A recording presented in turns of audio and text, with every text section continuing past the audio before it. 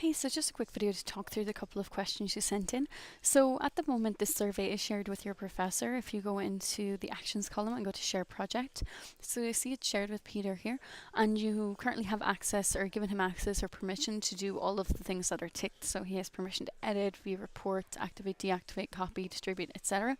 So if you do want to change these, it's just a matter of checking or unchecking whichever boxes you would like in here, and then just clicking save. So if you do need to restrict his access to the survey, you can do that right here. For your second question, this is a little bit trickier because we don't actually have this question available as a question type. The closest things we have is the matrix table, but the problem with the matrix table for what you're looking for is that it have to have the exact same statements across the top at all times. So you couldn't have, for example, very useless for one and very unnecessary for another. They would all have to be the same across the top.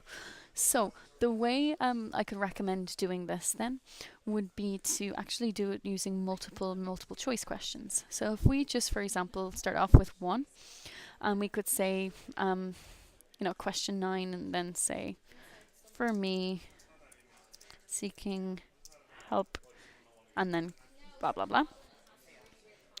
Sorry, I can't spell today. So for me, seeking help, blah, blah, blah. Then you're going to have a 5-point scale, or 6-point scale, excuse me. So you would have 6 choices, and we would probably put these horizontal across. And then for each one, you would just have your one, very unnecessary, for example. And you would have maybe a 1 above that.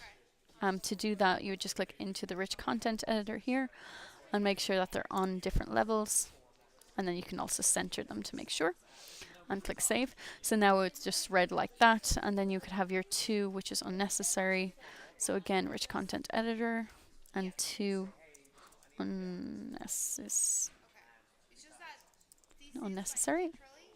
And then again, center those and click OK.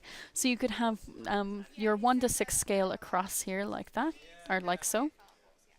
Which is fine. Then what we could do is we could create a new question, or just duplicate the question or copy the question. Then we could just remove the text box so that there's no text written here at all. We just need to put in a space to make sure that that thing doesn't come up. And then you could have your second row of things here. So that was very necessary. So you could have your very useless, for example, and 1. So you would just very useless. And then useless, and so on. And then you would do this for as many different questions as you need. So I think there's 2, 4, 5. There's 5 different things that in the image that you sent me. So you just create 5 questions, just copy it. You would have no text written here, so it looks like it's all carrying on from one question. And then if we were to preview this, it looks like it's almost looks like it's part of one question. I know it's not exactly correct, like the same, but that's my own fault. Sorry, my apologies here. It's because I have in my look and feel set to display 1 question per page. So I'm just going to get rid of that and save. So now if I preview, these should all display together. So yeah, I would have these 2 showing right here. You can remove this. This is again just set up in my look and feel to separate out questions. There will be a slight gap in between them, but you don't have to put in a question text to separate them out even further.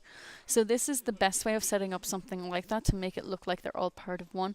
So that's the way it would look right here. So you'd have this, and carry on down. So I hope that answers your question, but if you do have any issues or other questions on this, please just let me know.